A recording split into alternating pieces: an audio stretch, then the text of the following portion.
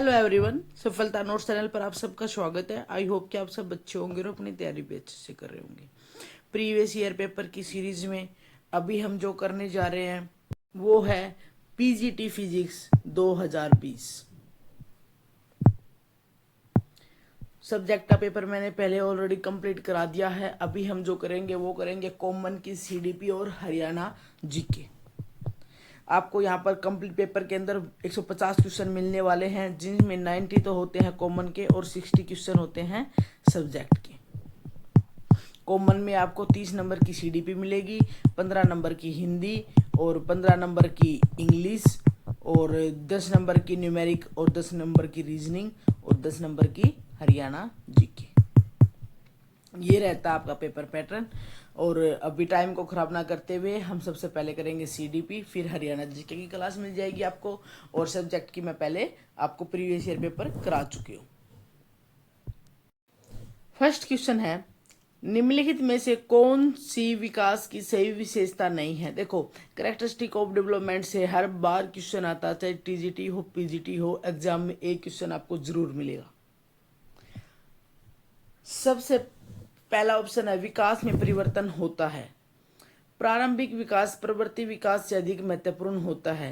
विकासात्मक पैटर्न अपूर्ण में होता है, मीन्स अनप्रेडिक्टेबल होता है। विकास में व्यक्तिगत भिन्नता होती है। तो हमारा जो विकास है वो एक व्यवस्थित और प्रेडिक्टेबल क्रम के पालन करता है।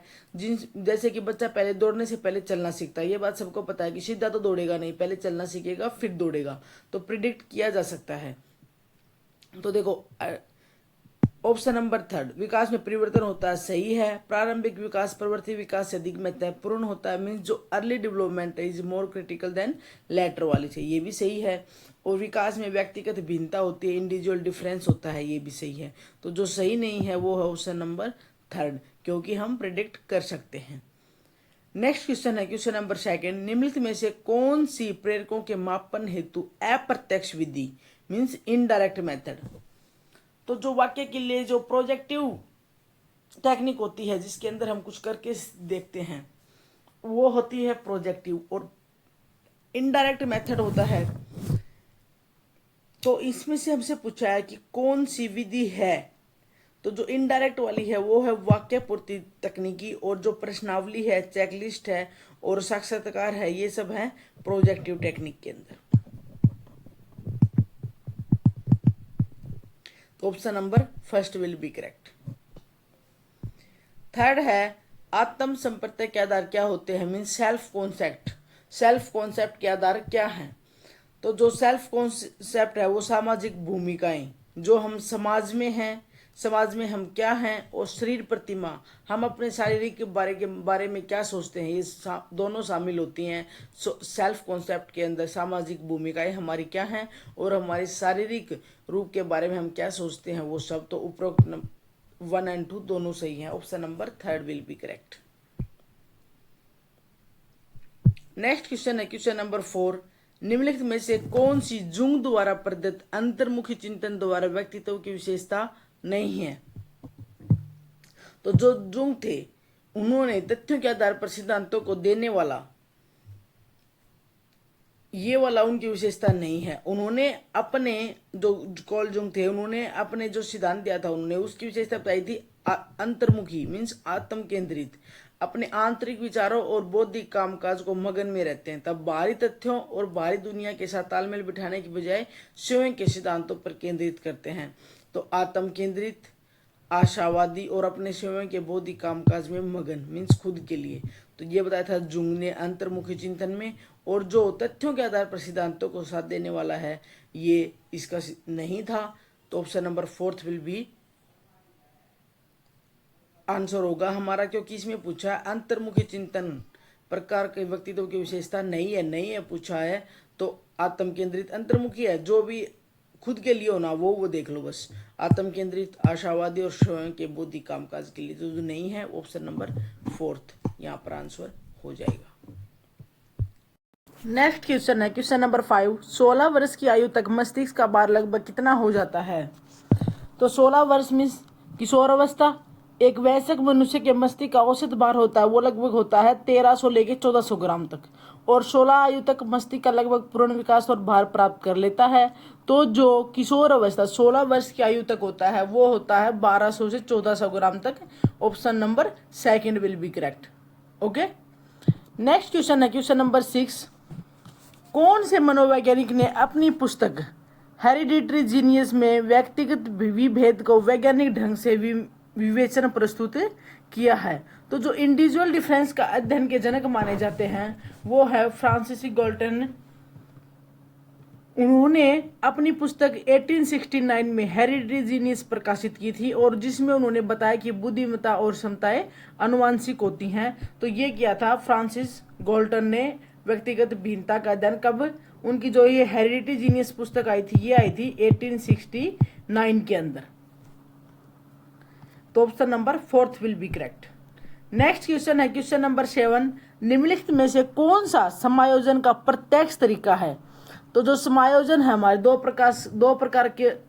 दो तरीके से होता है समायोजन, मीन्स एडजस्टमेंट, प्रत्यक्ष और अप्रत्यक्ष। प्रत्यक्ष और अप्रत्यक्ष दमन है और प्रतिगमन है और युक्तिकरण। प्रत्याहार और आज्ञाकारिता हमारे पास है ये 4 ऑप्शन। हमें इनमें से बताना है कि इनमें से समायोजन का प्रत्यक्ष तरीका कौन कौन सा है। अब हमसे पूछा है प्रत्यक्ष तरीका, तो जो प्रत्यक्ष तरीके होते हैं वो कौन सा होता है? प्रत्यक्ष जो होता है उसमें हमेशा तर्कसंगत, सचेत और उद्देश्यपूर्ण होता है, ठीक है। और जो अप्रत्यक्ष होता है उसके अंदर ये मैं बोलूँ कि आपको रक्षात्मक युक्तियां भी कहा जाता है इनको। इसमें है ना हम जो असफलता से उत्पन्न तनाव, चिंता, निराशा को जो हम सहन नहीं कर पाते उस मानसिक तनाव को कम करने के लिए जो अचेतन रूप से उन उपायों का सहारा लिया जाता है उनको हम बोलते हैं रक्षात्मक युक्तियां और उनको हम बोलते हैं अप्रत्यक्ष भी। अब हमें जो ऑप्शन दिए हुए ना उनमें दमन है एक अप्रत्यक्ष का एग्जाम्पल। ये दमन मीन्स क्या होता है? जो भी दुख अनुभव है, कोई भी असफलता है या हमको चिंता पैदा करने वाली इच्छाओं को जानबूझकर भूल जाते हैं या फिर उनको एक साइड से अचेतन मन में धकेल देते हैं, दमन कर देते हैं, वो ये है अप्रत्यक्ष के। ये तीनों अप्रत्यक्ष की दमन होगी कि हम अपनी कमियों को, दुख जो भी अनुभव असफलताओं को साइड में करना। फिर नेक्स्ट है रिग्रेशन क्या होता है? प्रतिगमन। तनाव के कारण वर्तमान की स्थिति को छोड़कर या भागकर बचपन में कम उम्र के व्यवहार में लौट जाना या फिर बड़े बच्चों की तरह जिद करना या रोने लग जाना, तो वो आता है प्रतिगमन के अंदर। फिर आता है युक्तिकरण मीन्स रैशनलाइजेशन। अपनी किसी अनुचित हरकत या असफलता के लिए झूठे लेकिन समाज द्वारा स्वीकार्य तर्क दे देना, ठीक है, वो होता है युक्तिकरण। अब ये तो है प्रत्यक्ष की बातें। अब अप्रत्यक्ष में मैंने आपको बताया अप्रत्यक्ष का मैंने आपको बताया। अब हम बात करते हैं कि प्रत्यक्ष के अंदर क्या होता है कि कोई भी हमेशा तर्कसंगत, सचेत और उद्देश्यपूर्ण होते हैं और इसका उपयोग व्यक्ति किसी विशिष्ट बाधा या तनाव के मूल कारण को दूर करने पर सीधे तौर पर करता है। तो प्रत्याहार आज्ञाकारिता है वो है हमारे पास में समायोजन की प्रत्यक्ष तरीका। Option number 3 will be correct, जिसमें हम आज्ञाकारिता से बात करते हैं और विद्रोह की चीज। तो option number 3 will be correct. प्रत्याहार मीन्स है जब बाधाओं को दूर करना और परिस्थिति से हट जाना, जो प्रत्यक्ष तरीके के अंतर्गत आता है। नेक्स्ट क्वेश्चन है क्वेश्चन नंबर 8। निम्नलिखित में से कौन सी उन्मुखता कोलबर्ग के द्वारा दिए गए नैतिक विकास सिद्धांत के उत्तर रूढ़िगत स्तर के अंतर्गत आती है? अब जो उत्तर रूढ़िगत है वो कौन सी में आता है? वो है हमारा post conventional level, conventional, pre conventional और पोस्ट। तो जो पोस्ट वाला है उसके अंदर हमारे पास में क्या क्या आता है? सामाजिक अनुबंध उन्मुखता और सार्वभौमिक नैतिक सिद्धांत। हमें बताया कि नैतिक अंतर्गत आती है, जो इसके अंतर्गत आती है ना वही पूछ रखी है। दंड एवं आज्ञाकारिता, सामाजिक अनुबंधन, उत्तम लड़का एक अच्छी लड़की, कानून और सामाजिक व्यवस्था।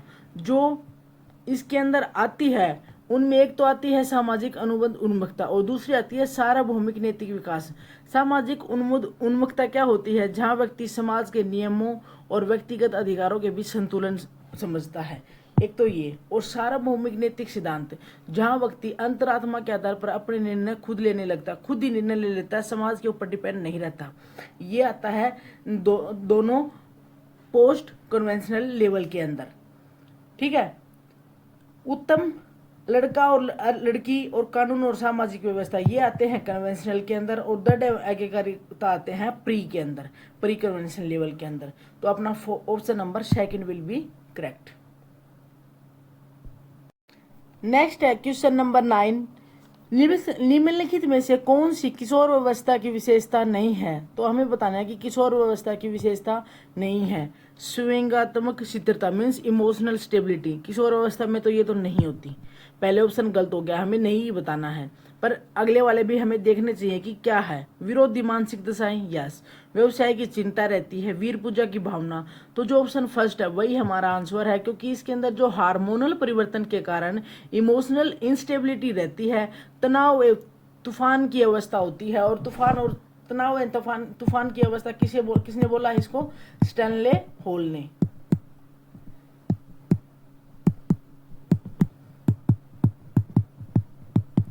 तूफान की एज,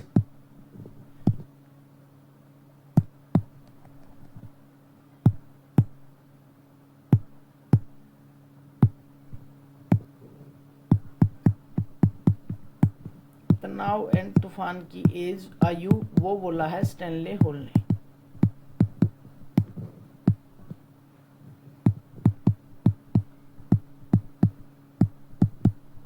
तो हमारा जो ऑप्शन होगा ऑप्शन नंबर फर्स्ट, क्योंकि यहाँ पर क्या रहती है? इमोशन की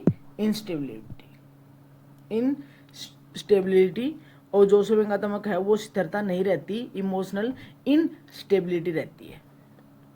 नेक्स्ट क्वेश्चन है क्वेश्चन नंबर 10। उन ज्ञान अथवा कौशलों का कथन जिन्हें विद्यार्थी को अनुदेशन के बाद सीख जाना चाहिए कहलाते हैं। वो ज्ञान और कौशल का कथन जिन्हें विद्यार्थी को अनुदेशन के बाद सीख जाना चाहिए वो कहलाते हैं अनुदेशात्मक उद्देश्य। अनुदेशनात्मक उद्देश्य क्या होते हैं? वे विशिष्ट लक्ष्य होते हैं जो यह बताते हैं कि शिक्षण के अंत में छात्र क्या करने में सक्षम होंगे। वो होते हैं क्या?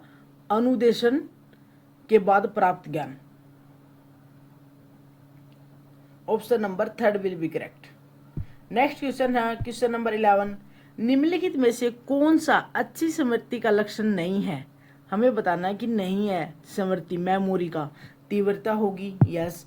औसत धारण, शुद्धता होगी, सही सामग्रियों को सही समय पर स्मरण करना। जैसे कि कोई बात होती है और हमें वो बात टाइम पर ना याद रखे, बाद में आई, तो वो अच्छी मेमोरी का एग्जाम्पल नहीं है कि हमें बाद में याद आई। कोई भी मेमोरी, अगर कोई भी बात है वो हमें टाइम पे याद होनी चाहिए।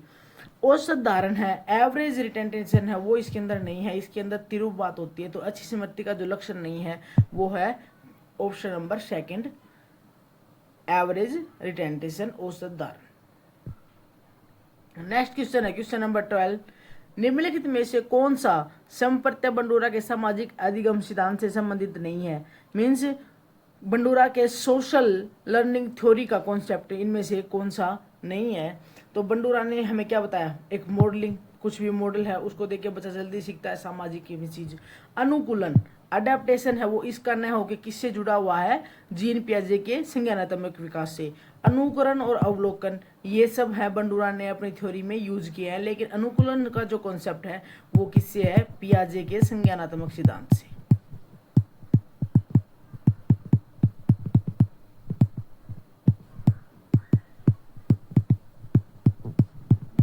तो option number second will be correct.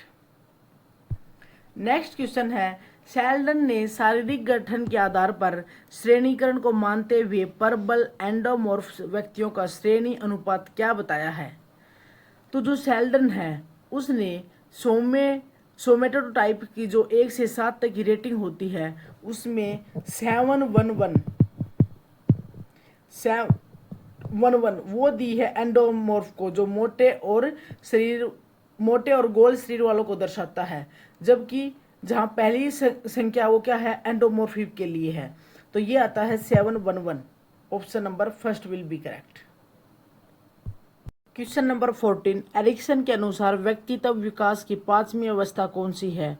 परिश्रम, प्रियता बनाम हीनता, पहचान बनाम भूमिका संभ्रांति, और थर्ड है प्रगाढ़ता बनाम विलगन, या फिर हम बोलेंगे आइसोलेशन, और उत्पादनशीलता बनाम स्थिरता।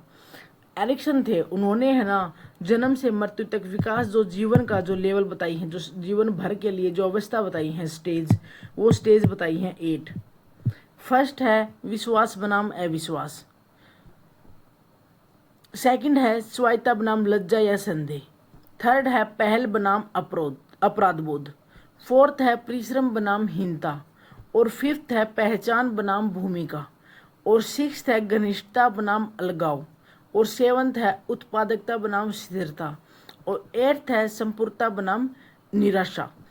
अब जो फर्स्ट है विश्वास बनाम अविश्वास, इसमें क्या है कि जब हम शिशु अपनी देखभाल करने वालों पर अपना भरोसा करना सीखते हैं, अगर देखभाल अच्छे से नहीं हो रही, उसको डराया धमकाया जा रहा है, तो उसका विश्वास कम बनता है। तो विश्वास बनाम अविश्वास फर्स्ट। सेकंड है स्वायत्ता बनाम लज्जा, बच्चे स्वतंत्र और नियंत्रण होकर सीखते हैं, खुद खाना, खुद टॉयलेट ट्रेनिंग ये सब इसके अंदर सीखते हैं। अगर अच्छे से सिखाया जाता है तो स्वायत्ता खुद से करने का कॉन्फिडेंस आता है, वरना उनके अंदर क्या हो जाती है, लज्जा हो जाती है, शर्म आ जाती है। थर्ड है पहल बनाम अपराध, पहल मीन्स कुछ करने की पहल करना, बच्चे पर्यावरण का पता लगाते हैं, नई गतिविधियों को पहल खुद से करना सीखते हैं। अपराध बोध, अगर उन्हें नहीं किया जाता, अगर लज्जा आ गई ना, तो उनके अंदर अपराध की भावना भी आ जाती है।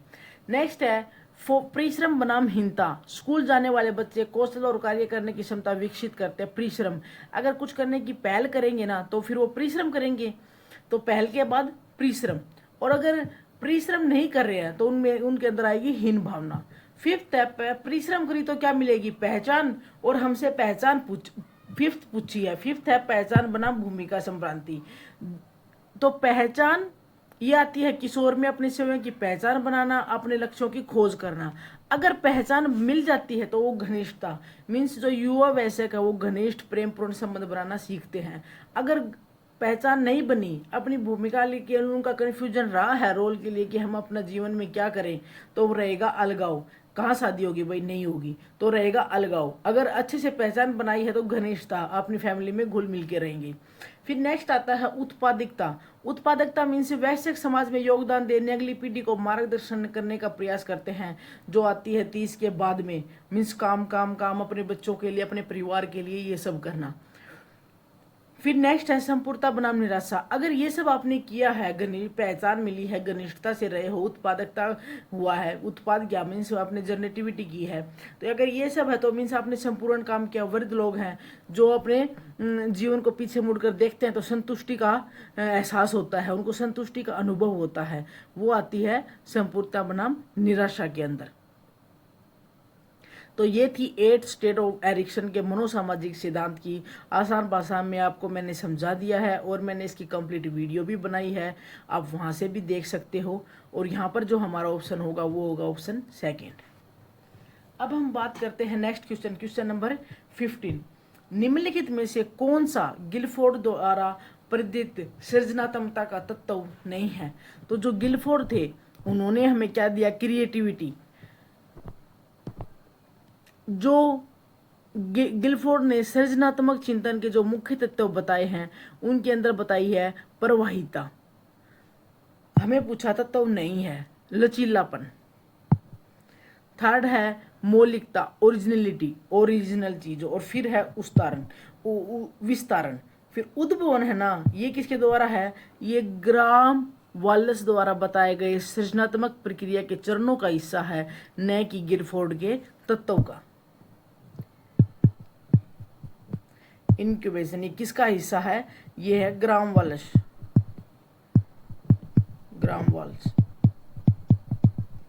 द्वारा बताए गए जो सृजनात्मक प्रक्रिया है उसका हिस्सा है। तो option number second will be correct. Next question है क्वेश्चन नंबर 16। निम्नलिखित में से कौन सा अधिगम के धनात्मक स्थानांतरण का प्रकार नहीं है? मीन्स पॉजिटिव ट्रांसफर का प्रकार नहीं है। जो पॉजिटिव ट्रांसफर तब होता है जब पिछला सीखा हुआ ज्ञान नए सीखने में मदद करे। ठीक है, इसके अंदर आता अपना लैटरल ट्रांसफर और ये हॉरिजॉन्टल ट्रांसफर, ये सब आते हैं अपने पॉजिटिव ट्रांसफर के अंदर। और जो कर्मिक शून्य स्थानांतरण है ना, जो पहले की लर्निंग और नए लर्निंग पर कोई प्रभाव नहीं डाल रहा, यह इसलिए यह धनात्मक प्रकार में नहीं आता। मीन्स जो शून्य वाला जो ये है जीरो ट्रांसफर, ये इसके अंदर नहीं आता। पॉजिटिव ट्रांसफर ऑफ लर्निंग का एग्जाम्पल नहीं है, तो option number 4 will be correct. ये कर्मिक सीक्वेंशियल में जो होता है लैटरल और हॉरिजॉन्टल, ये सब आते हैं पॉजिटिव स्थानांतरण के अंदर। Positive transfer of learning. Next question है क्वेश्चन नंबर 17। निम्नलिखित में से कौन सी फरियाद द्वारा प्रदत्त मनोलैंगिक अवस्था नहीं है? तो जो सिगमंड फरियाद है उसने विकास की 5 अवस्थाएं बताई हैं, उसमें कौन कौन सी है? मुख्य है, जिसको हम ओरल भी बोलते हैं। सेकंड है गुद्दीय अनल। थर्ड है लैंगिक फैलिक स्टेज।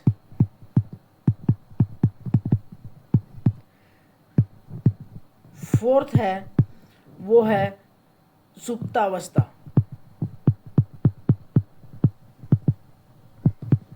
और जो फिफ्थ है वो है जननेंद्रिय।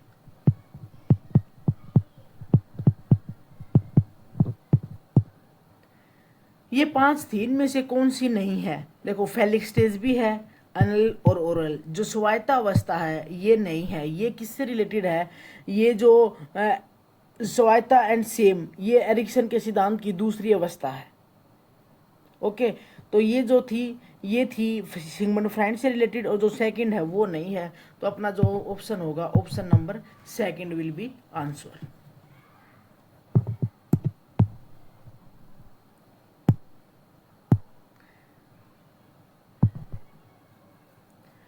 नेक्स्ट क्वेश्चन है क्वेश्चन नंबर 18।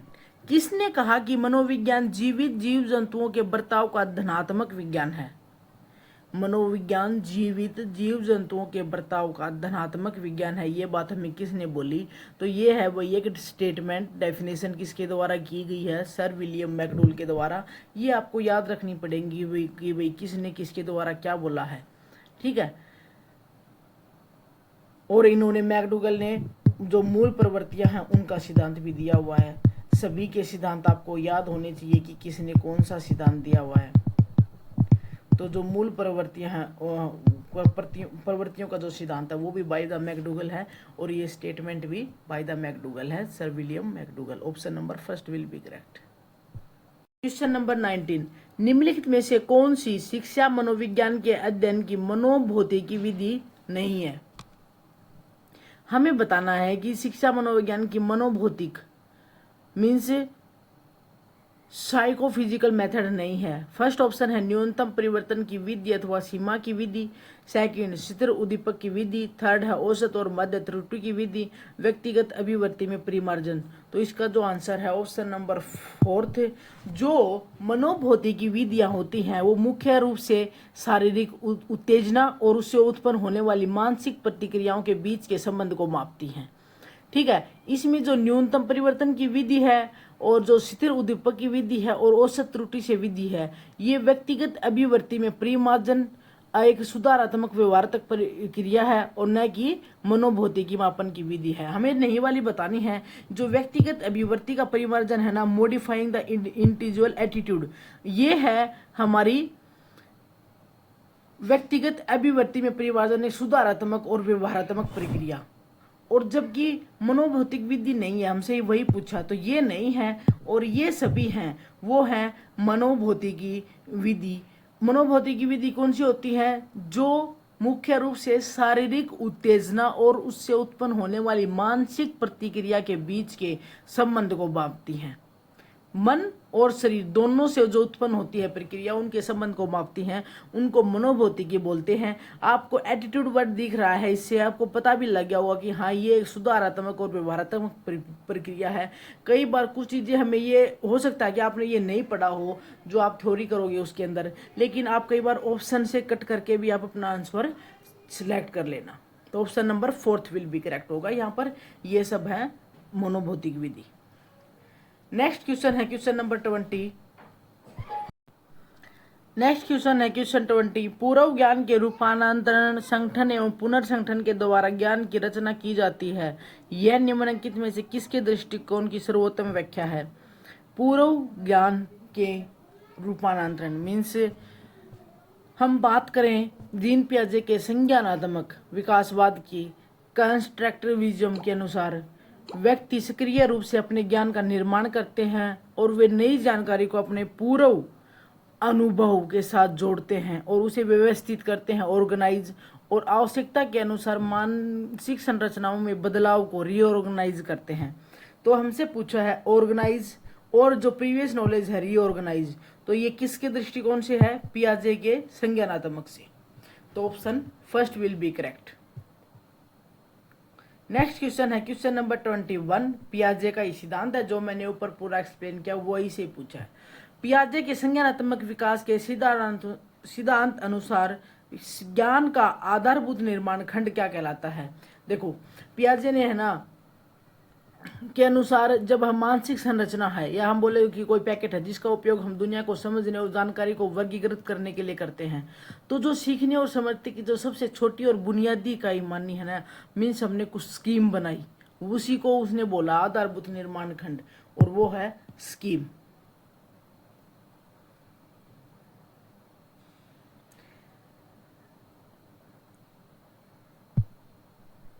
नेक्स्ट क्वेश्चन है क्वेश्चन नंबर 22। एक अंग्रेजी के अध्यापक ने अपने विद्यार्थियों को पढ़ाते समय कैट का बहुवचन कैट्स, हाउस का बहुवचन हाउसेज, पेन का बहुवचन पेन्स और उसी क्रम में विद्यार्थी ने माउस का बहुवचन गलती से माउसेज बना दिया। यह किस प्रकार के अधिगम स्थानांतरण का उदाहरण है? अब देखो जो माउस है ना उसका सही बहुवचन होता है माइस। अब ये हो गया गलत, लेकिन जो पहले सीखे हुए ज्ञान थे, पहला जो सीखा गया ज्ञान है या फिर वो कौशल है, नई परिस्थिति में सीखने पर बाधा उत्पन्न कर रहा है क्योंकि उसका गलती का कारण बन गया, तो उसको हम क्या बोलते हैं? ऋणात्मक अंतरण means negative transfer.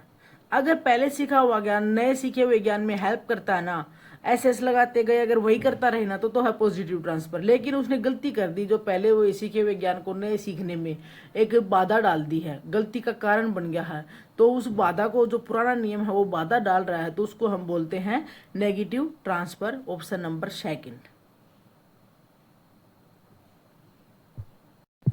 Question number 23। निम्नलिखित में से कौन सा उद्दीपन का वस्तुनिष्ठ और बाह्य निर्धारक है? हमसे पूछा ऑब्जेक्टिव। जो अटेंशन ध्यान होता है, ध्यान के दो प्रकार के निर्धारक होते हैं, एक वस्तुनिष्ठ और एक आत्मनिष्ठ। तो जो वस्तुनिष्ठ होता है वो होता है बाहरी वातावरण से संबंधित। वस्तुनिष्ठ किससे होता है? बाहरी वातावरण से, बाहरी वातावरण से संबंधित। और जो सब्जेक्टिव होता है आत्मनिष्ठ निर्धारक।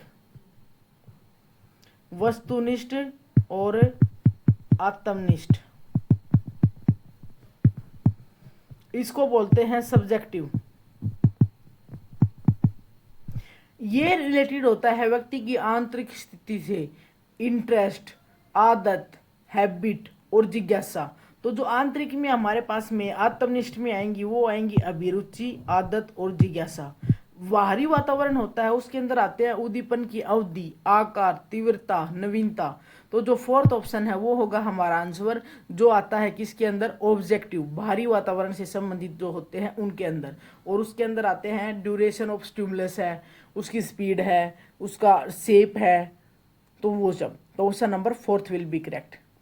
नेक्स्ट है मूरे द्वारा प्रतिपादित प्रासंगिक अंतर्बोध परीक्षण व्यक्तित्व के किस सिद्धांत से संबंधित है? तो जो मूरे द्वारा प्रतिपादित प्रासंगिक अंतर्बोध टैट व्यक्तित्व के किस सिद्धांत से संबंधित है? वो है हेनरी मुरे द्वारा विकसित उनकी प्रोजेक्टिव टेक्निक मुख्य रूप से अचेतन मन या फिर हम बोले कि दबी हुई इच्छाओं और संघर्षों को मापने के लिए उपयोग होती है। तो वो होती है प्रोजेक्टिव टेट थ्योरी। ऑप्शन नंबर 4 मनोविश्लेषणात्मक सिद्धांत।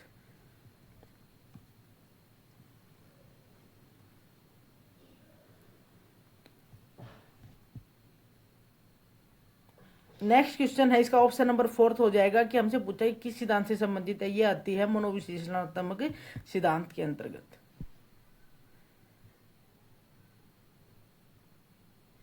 क्वेश्चन नंबर 25, निम्नलिखित में से कौन सा मध्यम मानसिक मंदता बालकों की बुद्धि लब्धि प्रसार है। मध्यम और मानसिक, तो जो मध्य मानसिक की अगर हम बात करें तो वो आता है हमारा 36 से 51 तक। Option number 2। अब मानसिक मंदता के जो स्तर हैं वो कैसे होते हैं, वो होता है, एक है सौम्य मिल्ड, फिर उसके बाद आता है मध्यम जिसको हम बोलते हैं मॉडरेट, जो थर्ड है गंभीर, और फोर्थ है अति गंभीर। इंग्लिश में बोलेंगे तो हम इसको बोलेंगे सर, और इसको बोलेंगे प्रोफाउंड।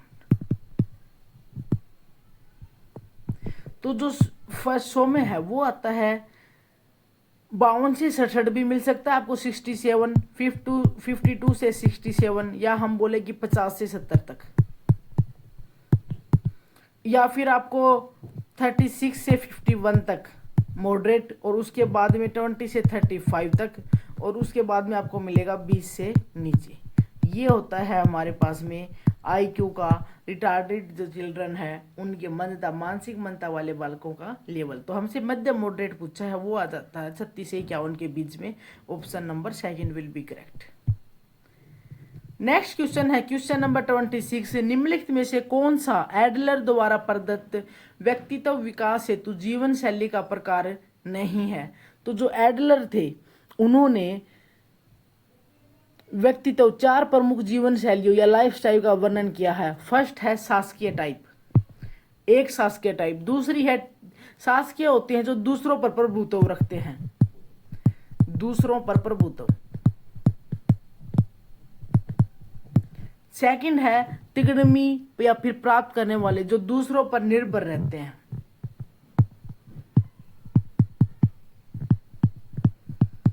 जो दूसरों पर निर्भर। और थर्ड है बचकर निकल जाने वाला अवॉइडिंग टाइप, जो समस्याओं से भागते हैं।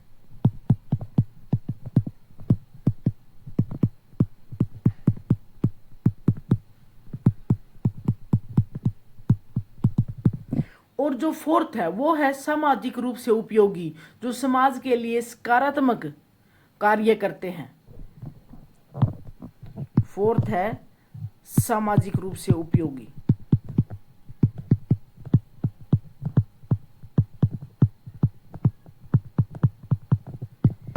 ऑप्शन 4 हो गया हमारे पास में, लेकिन जो आलसी टाइप है वो एडलर के इस वर्गीकरण का हिस्सा नहीं है। तो हमारा जो ऑप्शन होगा, ऑप्शन नंबर 1 होगा आंसर, क्योंकि ये इसका हिस्सा नहीं है। एडलर ने 4 दी थी, वो चारों मैंने आपको बता दी। क्वेश्चन नंबर 27, रोसार स्याही धब्बा परीक्षण में कितने कार्ड उपयोग के में लिए जाते हैं। तो जो हरमन रोसार थे उसके द्वारा विकसित जो प्रोजेक्टिव टेस्ट, कैसा टेस्ट है ये, प्रोजेक्टिव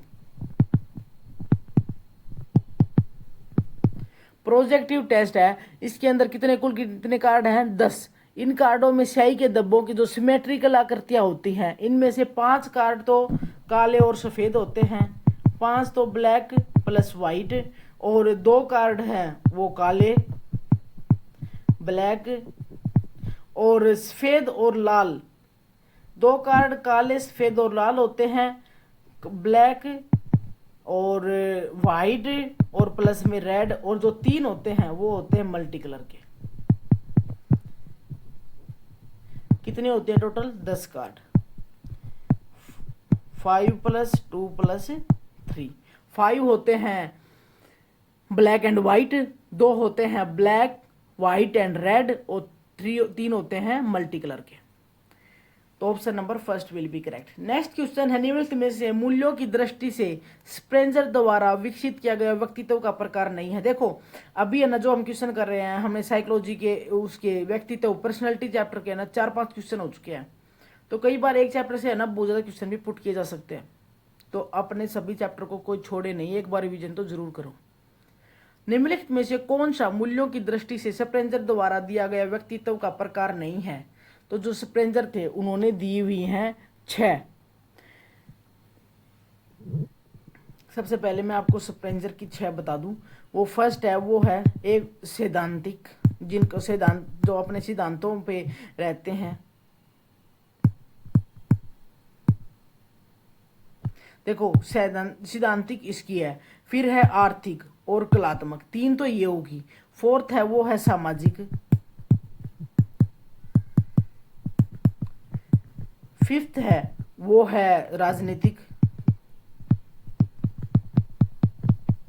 और सिक्स्थ है धार्मिक। ये तो 6 हैं जो स्प्रेंजर के द्वारा दी हुई है।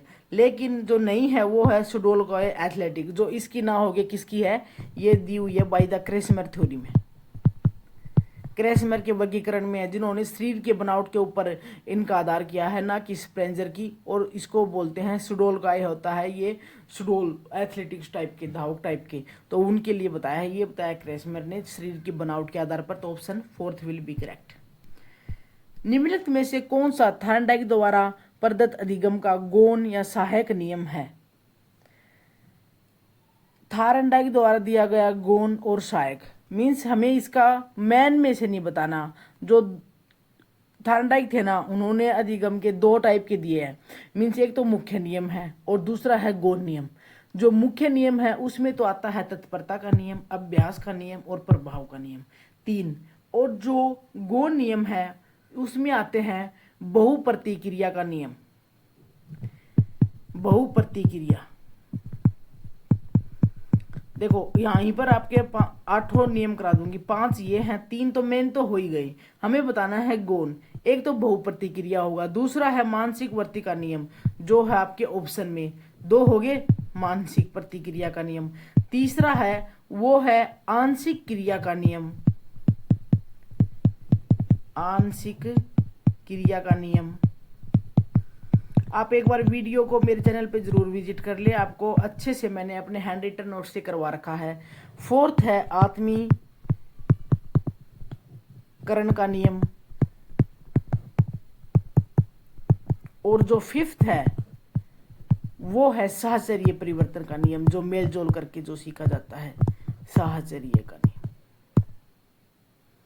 साहचर्य परिवर्तन का नियम। ठीक है, और अपना ऑप्शन हो जाएगा ऑप्शन नंबर 3 मानसिक प्रवृत्ति का नियम, जो थार्नडाइक के गौण या सहायक नियम से है। लास्ट क्वेश्चन है क्वेश्चन नंबर 30। निम्नलिखित में से कौन सी किशोर अवस्था की सही विशेषता नहीं है? किशोर अवस्था की सही विशेषता नहीं है। तो किशोर अवस्था, फर्स्ट ऑप्शन है किशोर अवस्था बाल्य अवस्था और वयस्क अवस्था के बीच की प्रवृत्ति अवस्था है। यस, ट्रांजिशनल स्टेज होती है जिसको वयसंधि काल भी बोलते हैं। सेकंड है किशोर अवस्था एक अस्पष्ट व्यक्तिगत स्थिति होती है। किशोर अवस्था वयस्क अवस्था की दहलीज होती है। किशोर अवस्था वास्तविकताओं का टाइम ऑफ रियलिज्म का समय होता है। भाई टाइम ऑफ रियलिज्म का समय नहीं होता, ये इसकी विशेषता नहीं है। जो किशोर अवस्था होती है एडोलसेंस, इसकी प्रमुख विशेषता होती है जो इमोशन होते हैं उनकी इनस्टेबिलिटी, कल्पना की प्रधानता और आदर्शवाद शामिल होता है। इसमें अक्सर तनाव और तूफान की अवस्था भी कहा जाता है। और जहाँ किशोर अक्सर क्या देखते हैं, डे ड्रीमिंग में खोए रहते हैं। तो ये